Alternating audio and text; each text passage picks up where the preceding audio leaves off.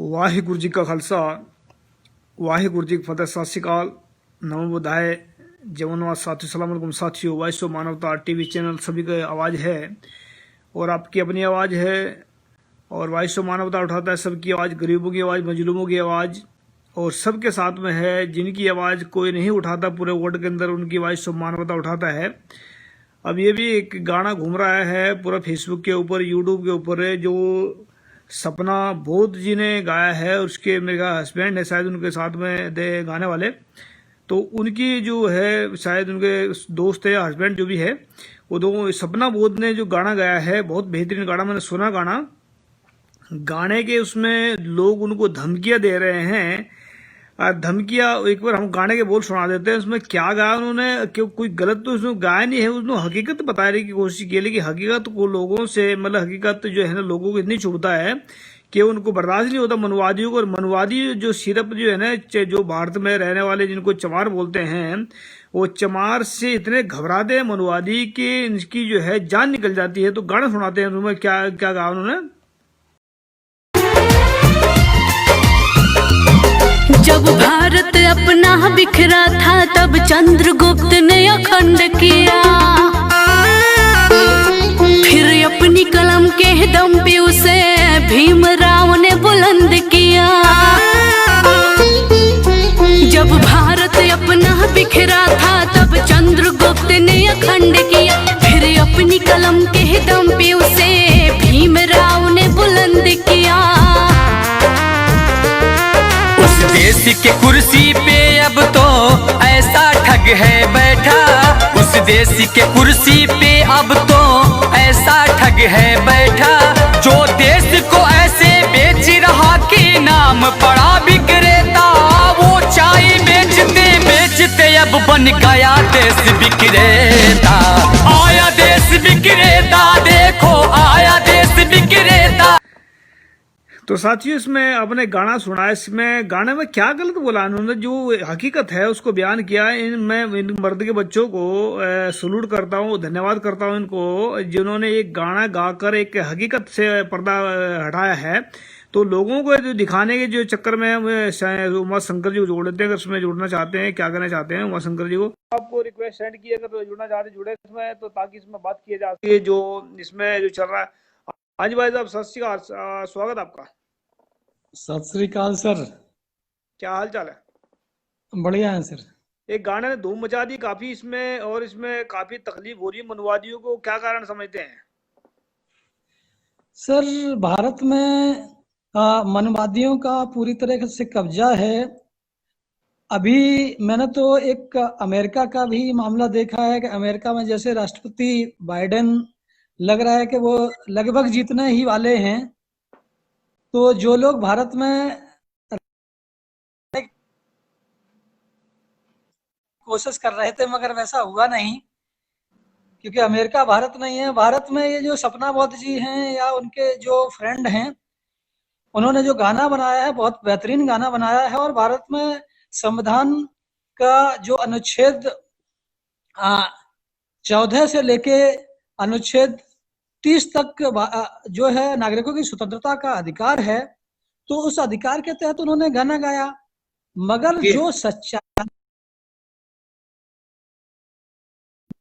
सच्चाई से घबराते हैं और जो SC ST OBC या सिख बौद्धिस्ट जो भारत के मूल निवासी लोग हैं, वो अब भारत में जो है मनुवादिता के खिलाफ क्रांति कर रहे हैं। तो चूंकि वैचारिक परिवर्तन हुआ, विचार उनका अपना अब प्रस्थापित हो रहा समाज के अंदर, तो इसलिए मनुवादियों को ऐसा लग रहा है कि वो अंतिम सांसें ले रहे हैं। इसलिए अब वो जो है हथियार से डराने धमकाने से, कत्ल करने से, मारने पीटने से, उन पे मुकदमे करने पे, अब यही हथियार उनका आखिरी हथियार बचा है। जी, पर इसमें क्या है कि मुझे जहां तक मुझे अंदाजा लग रहा है, ये चमारों को जो भारत के अंदर जिनको चमार बोलते हैं, इनको मतलब चमार तो नहीं है, इनको चमार बनाया है इनको। ये तो पहले राजा महाराजा थे, इनको उनको टारगेट करते हैं चमारों, जिसको भी मतलब जैसे फूलन देवी की बात करते हैं हम कई बार। फूलन देवी को भी जब ओबीसी की थी, वो ओबीसी की उसमें उसमें फिल्म के अंदर भी चमारी दिखा उसको। तो चमार को ये टारगेट क्यों करते हैं, क्या कारण समझते हैं कि चमारों से डर लगता है क्या इनको? सर ऐसा है, जब वो भारत में बाबा साहब का अम्बेडकर का आंदोलन चला, जी या उससे पहले जो गुरु नानक का जो आंदोलन चला, या जो दूसरे आंदोलन चले, तो उसमें इन लोगों ने क्रांतिकारियों का साथ दिया। जी तो भारत में आपने देखा होगा कि 84 के अंदर सिखों का कत्लेआम किया गया। जी 92 में मुसलमानों को भारत में आतंकवादी घोषित कर दिया गया। जी आ, उसके बाद शेड्यूल कास्ट के आरक्षण का मुद्दा चला, वो आरक्षण लगभग उन्होंने समाप्त करने के कगार पर हैं। जी तो जो लोग सामाजिक समानता के पक्षधर हैं, उन लोगों पर ये हमले करते हैं, तो ये चमारों का मुद्दा नहीं है अकेला। चूंकि वो कोई भी सिखों पर इसी तरह का कत्लेआम किया गया, तो सिख तो चमार नहीं थे। नहीं, इनको नहीं नहीं ऐसा है, मैं तो जहां तक अंदाजा लगता है ना, इनको सब पता है कि कौन कहाँ से निकल कर क्या बना है। इनको सब जी इनके जो बाप दादा बैठे हैं जी ना वहां पर हरिद्वार में बैठे, जो बही खाते लेके बैठे हैं, उनको सब पता है। 500 हजार हजार साल तक उनके बाद रिकॉर्ड पड़ा है। आपके दादा का जी आपको पता नहीं है आपका दादा कौन थे, उनको पता है। वहां पर जाकर देखे हैं कि आप अपने अपने मतलब 50 पीढ़ी तक का आपके उनके पास में रिकॉर्ड पड़ा है कि आप कहाँ से थे, उनको पता कर लीजिए जाके भाई आपके दादाजी कहाँ से आए थे। तो इनको जो है, मुझे ऐसा लगता है कि जो चमार जो है, तो ये चमार तो नहीं थे। ताकतवर एक भारत के अंदर ताकतवर ये कौम है, रही है पहले जी जो राज करते थे भारत के अंदर, इससे इनको डर लगता है। क्योंकि डर, जब एक तो गरीब है, ऊपर से छूत बोलते हैं इनको, ऊपर से मारते भी हैं, ऊपर से टारगेट भी करते हैं। ये सारे कारण क्या है? तो मुझे देखिए ऐसा सर, लगता मैं है, इसको मुझे कहीं ना कहीं को ऐसा लगता है कि इनकी ताकत से इनको डर लगता है, उनको दबा कर रखना चाहते हैं, ताकि ये इस पर हमले ना दोबारा। जब भी इनको इनके इतिहास का पता लगेगा तो छोड़ेंगे नहीं किसी को, क्योंकि जो उनके साथ में किया है उसको छोड़ेंगे। जो जिसको भंगी बोलते हैं, ये भंगी को इतना मतलब जी इतनी ताकत से उनके अंदर इतनी ताकत है कि वो बहुत कुछ करने लायक है। उनके अंदर इतनी ताकत, उनको भी एक भंगी बना के उनको झाड़ू मारने, तो मलिया मेट कर दिया जाए, उनकी जो मनोबल गिरा दिया जाए, ऐसा ये करते हैं। क्या समझते हैं इसकी सर, वजह? इसके पीछे एक और बहुत बड़ा सामाजिक कारण है कि किसी को भी अगर खत्म करना हो तो उसको बदनाम किया जाता है। जी तो ऐसे ही वो अलगाववाद पैदा करने के लिए ऐसा कहते हैं। ये जो जातियां बनाई गई हैं, वो अलगाववाद पैदा करने के लिए बनाई गई हैं। तो अभी एक कोरी को अमेठी में महिला, उसकी वाइफ प्रधान है, तो उसको जिंदा जला दिया उन्होंने उन्होंने उसने ब्राह्मणों को कमीशन नहीं दिया, तो 4 ब्राह्मणों ने उसको, उसके पति को जिंदा जला दिया कमीशन न देने के कारण। अभी जो आपने हाथरस का केस देखा, तो वो तो वाल्मीकि महिला थी, जी लड़की जो थी वो वाल्मीकि थी। अभी जो फूलन देवी का केस था, आपने जो बताया है, जिक्र किया है, जी तो फूलन देवी जो मल्लाह जाति है, उसकी क्रांतिकारी महिला थी। जी मगर हम ये ऐसा कह सकते हैं कि ये उनका षड्यंत्र सबके खिलाफ है, ये कोई चमार के खिलाफ अकेला नहीं है। चूंकि ये सभी जो क्रांतिकारी लोग हैं, चाहे वो किसी भी जाति से, जो भी जातियां उन्होंने बनाई हैं, उसमें से जो क्रांति करने वाले लोग हैं, उनके खिलाफ ब्राह्मणों का जो आतंक चलता है। जी आप कभी ये नहीं देख ले, रामविलास पासवान को तो उन्होंने सत्ता में बैठाया, वो उसके खिलाफ कभी नहीं बोलते। जो उनका दिक्कत ये है, उनको जो क्रांति करता है, जो आजादी की बात करता है, जो समाज को मजबूत करने की बात करता है, जो समाज को जागृत करने की बात करता है, जो सामाजिक मजबूती की बात करता है, उसके खिलाफ उनका अभियान चलता है। जी तो इसको हम रोका कैसे जा सकता है? क्योंकि ये तो ताकत जो है ना, ये तो ताकत खराब करते हैं लोगों की, मार के किसी को मार देता है। उसमें हमारे लोग क्या करते हैं कि उसके कभी कैंडल मार्च निकालते हैं, कभी उसको आंदोलन को रोकने के आंदोलन कर देते हैं खड़ा। तो ये ताकत खराब करते रहते हैं। कहीं कहीं इनके पास तो बहुत सारे प्लान होते हैं कि एक प्लान से अगर ये पीछे बैठे तो दूसरा प्लान दूसरा खड़ा कर देंगे, कल को एक को छोड़ जाएंगे तो तीसरा खड़ा कर देंगे। तो इस तरह के प्लान होते हैं। तो इसमें इनसे बच कैसे सकते हैं? सर, बचाव की मुद्रा में आप आएंगे तो ज्यादा मारे जाएंगे। तो क्या किया जाए? बचाव की मुद्रा में नहीं आना चाहिए हमें। मैं तो आपको इतिहास का उदाहरण देता हूं कि गुरु नानक जी ने क्या किया, कोई लड़ाई लड़ी क्या? सामाजिक परिवर्तन का कार्यक्रम चलाया, अपनी विचारधारा को फैलाया, लोग जागृत हुए, लोगों ने विद्रोह कर दिया जो असमानता के खिलाफ, छुआछूत के खिलाफ। तो वही आंदोलन हमें गांव गांव में ले जाना है। बुद्ध ने क्या किया? बुद्ध ने तो कोई तलवार नहीं चलाई। सामाजिक परिवर्तन का आंदोलन चलाएंगे, समाज बदलेगा। समाज बदलेगा तो जो हमारे लोग ब्राह्मणों को सपोर्ट करते हैं वो नहीं करेंगे। ब्राह्मण कभी भी अपनी ताकत पे नहीं लड़ता है, वो हमारे लोगों के विरुद्ध में इस्तेमाल करता है। तो अगर हम जागृत करके, हमारे अपने लोगों को जागृत करके आंदोलन में खड़ा कर लें और उनका इस्तेमाल ना होने देंगे, जब हमारे लोगों का, चूंकि ब्राह्मणवादी लोग तो संख्या में बहुत थोड़े हैं, अगर हमारे लोग ब्राह्मणवादियों के समर्थन से अलग उठ जाए तो ब्राह्मण तो कल खत्म हो जाएगा जी। जो हमने इतिहास से सबक लिया है, गुरु नानक का जो हमारे सामने उदाहरण है, गुरु नानक ने इतना बदलाव कर दिया, कौम को इतना मजबूत कर दिया कि फिर अत्याचार होने बंद हो गए। नहीं, इसमें अपने शायद इतिहास को पढ़ा नहीं है, पूरा इतिहास पढ़ेंगे तो पता लग जाएगा। गुरु नानक साहब से जो 10वें पातशाह तक हैं, और जो 6वें पातशाह थे, उन्होंने 4 जंग लड़ी हैं। और जो 10वें पातशाह थे उन्होंने 14 जंग लड़ी हैं, जिसमें 12 जंग हिंदुओं के साथ में लड़ी हैं, ब्राह्मणों के साथ लड़ी हैं, और सिर्फ 2 जंग लड़ी है मुसलमानों के साथ में, उसमें भी ब्राह्मण जो ने साथ दिया है। उसके बाद में सिखों का कत्लेआम करवाया लोगों ने, तो बहुत कुछ सहन करना पड़ा। लेकिन इनको ताकत को इन्होंने जो है इनको चुप नहीं बैठने दिया, इनको मतलब ब्राह्मणों को सीधी टक्कर मारी। गुरु नानक साहब ने कहा कि इनके बारे में बोला है कि मत्थे टिक्का तेड़ तोथिक खाई, हाथ छुरी जगत कसाई, कि ब्राह्मण पूरे वर्ल्ड का कसाई है, पूरे वर्ल्ड का कसाई है, कि हाथ में छुरी है और दिन रात झूठ बोलता है। तो ऐसा बोला इन्होंने। तो इसमें जो है ना, लड़ाई तो चली, इसमें मारे गए हैं लोग, लेकिन डिगे नहीं, हार नहीं मानी किसी ने। सिख कभी हार नहीं मानते, सिख उसको बात इस पे और कहना चाहूंगा। हाँ, तो क्रांति तो वही है। अभी क्या हुआ, अभी बुद्ध की बात की आपने। हाँ, मैंने बुद्ध की बात की, गुरु नानक साहब की बात कर रहा हूँ मैं, तो पैगंबर साहब की बात भी कर रहा हूँ।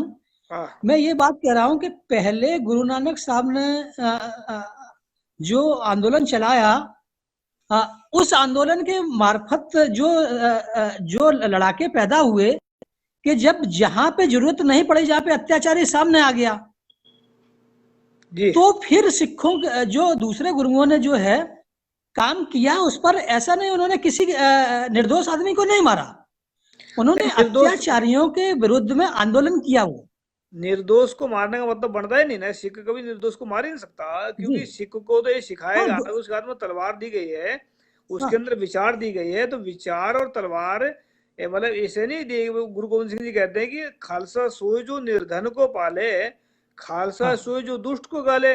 निर्धन का मतलब गरीब मजलूमों को पालने की बात करते हैं, और दुष्ट का मतलब है दुश्मन जो शैतानियत करते हैं उनकी बात करते हैं। तो तलवार ऐसे नहीं दी किसी मतलब किसी गर्दन काट दे जाएगा, ऐसे नहीं दिए। तो कुछ इसमें लास्ट में क्या कहना चाहते हैं आप? सर, मैं लास्ट में यही कहना चाहता हूं कि आंदोलन का मार्ग है, इसमें कुर्बानियां देनी पड़ती हैं, और कुर्बानियों से ही आंदोलन आगे बढ़ता है। हमारे जो कई सारे गुरु के बच्चों को, और उस आंदोलन से ही कोई जन जागृति होती है, आंदोलन से ही समाज जागृत होता है। तो अगर ऐसा वो करते भी हैं तो कोई बात नहीं, हम इसके लिए तैयार हैं कि अगर हमें कुर्बानी देनी पड़ती है तो हम कुर्बानी देंगे। मगर हाँ, मैं लास्ट में एक बात कहना चाहता हूँ जी। एक मिनट दीजिए, मैं लास्ट में आखिरी बात समाप्त करता हूँ जी, कि जो पैगंबर का आंदोलन चला, वहां पर पैगंबर ने लोगों को जागृत किया। पहले जागृत लोगों ने यहूदियों के खिलाफ, ब्राह्मणवादियों के खिलाफ वहां पर लड़ाई लड़ी। वही सेम लड़ाई यहाँ पे जो सिखों ने लड़ाई लड़ी है, तो वो कोई मुसलमानों के खिलाफ नहीं लड़ी। जो यहूदी लोग थे, जो इस्लाम की टोपी पहने हुए थे, मगर वो इस्लाम को मानने वाले लोग नहीं थे, तो गुरुओं ने लड़ाई उनके खिलाफ लड़ी। गुरुओं ने खिलाफ किसी मुसलमान के खिलाफ लड़ाई नहीं लड़ी। उन्होंने वो तो हम कहते हैं सीधी, उन्होंने शैतानियत के हाँ खिलाफ लड़ाई लड़ी है, उन्होंने किसी के हाँ खास हाँ किसी हाँ, धर्म के बिल्कुल खिलाफ नहीं बिल्कुल। लड़ाई लड़ी। हाँ, उनकी लड़ाई क्योंकि तो सिर्फ भेड़ की मजलूमों खाल के है। हक में थी और गरीबों के हक में थी, हाँ शैतानों के खिलाफ थी। हाँ, तो शैतान और तो वो चाहे कोई मुसलमान की इस्लाम टोपी या पहन कर मुसलमानों जाए के या खिलाफ सिख की नहीं टोपी थी। पहन कर जाए या सिख की हाँ पगड़ी पहन कर जाए, तो शैतान होता है जी। हाँ, शैतान होता था। वो टोपी पहन के यहूदी लोग थे, ब्राह्मणवादी विचारधारा को चलने वाले, तो वो हम ये नहीं कह सकते वो इस्लाम के लोग थे या वो मुसलमान थे। मुसलमान वो नहीं थे। इस्लाम तो मजलूम के खिलाफ खुद ही लड़ता है। जी शुक्रिया जुड़ने के लिए, थैंक यू आपका। आपने और आपने जी मुझे समय दिया, इसके लिए मैं आपका धन्यवाद जी आपको ज्ञापन करता हूँ। शुक्रिया शुक्रिया, थैंक यू आपका। तो साथियों हम बात कर रहे थे इसमें कि जो सपना बोध जी ने गाना गाया है, इसमें एक हम गाना सुना देते हैं, थोड़े बोल उसके अच्छे हैं, इस करके सुनाना चाहते हैं आपको।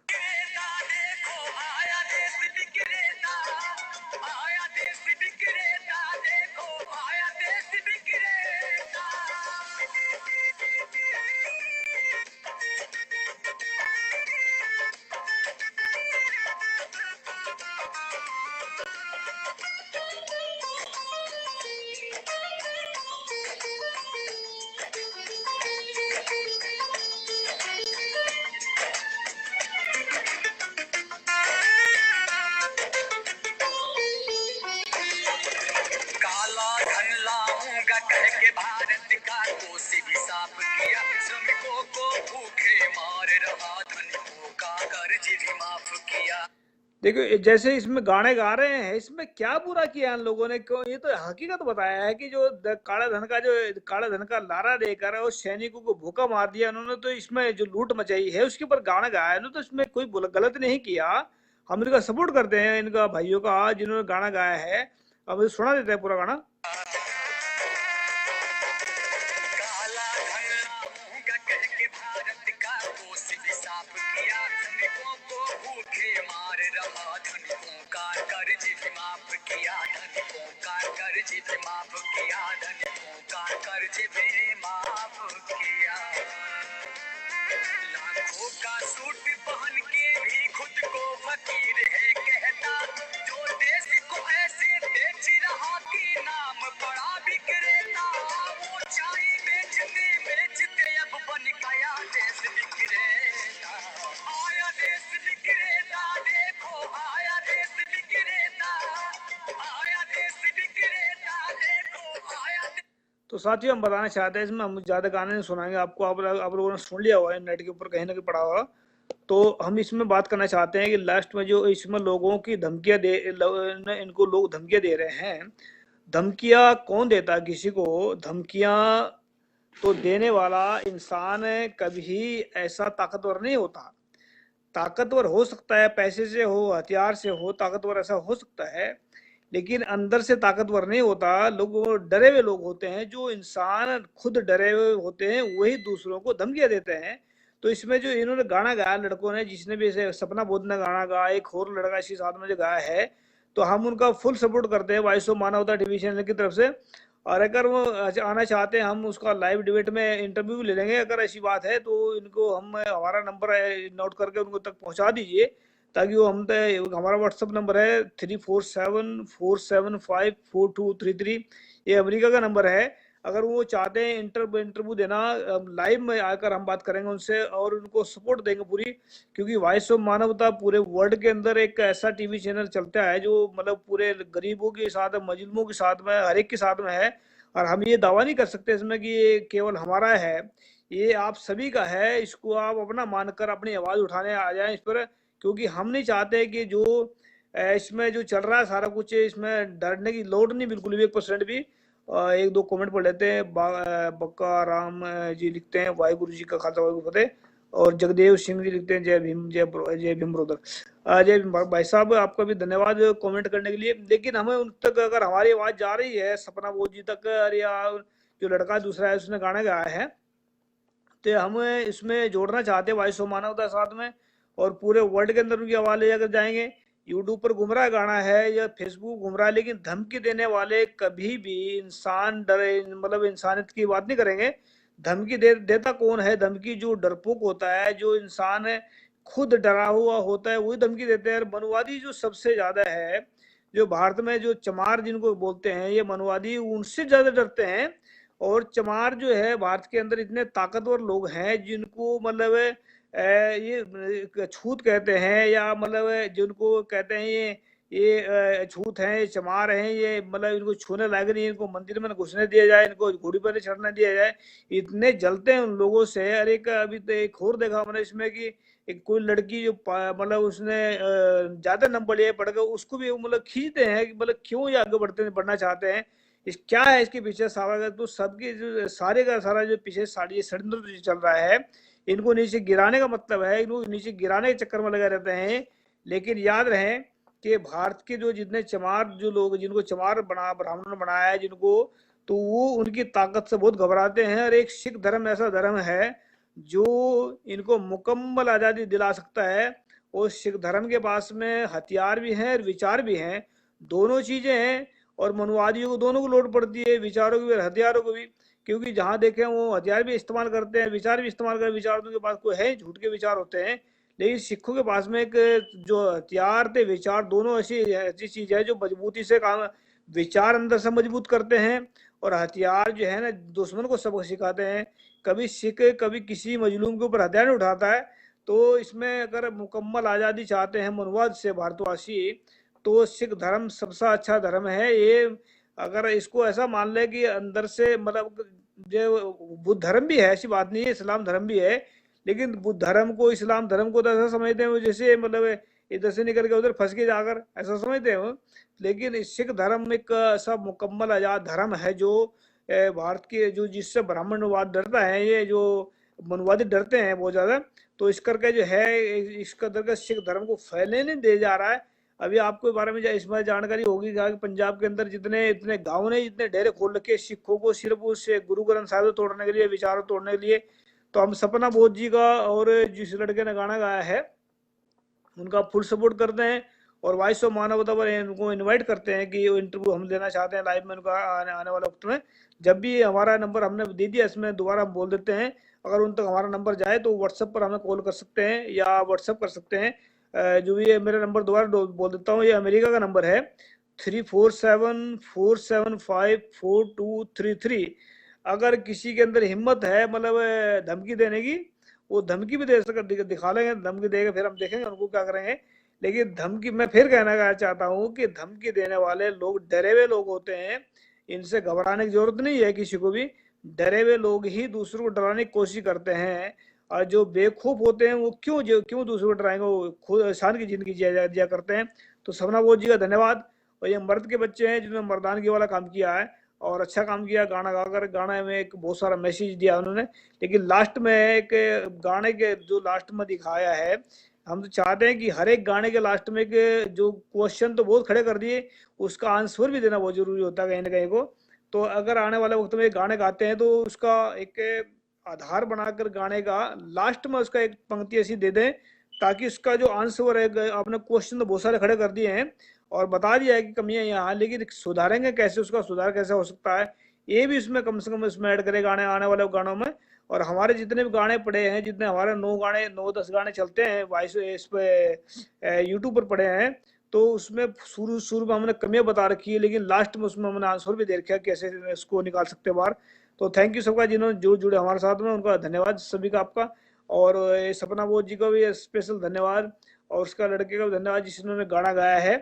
और ये जो जो धमकी देने वाले हैं उनको हम देखेंगे आने वाले वक्त में क्या करना है इनका।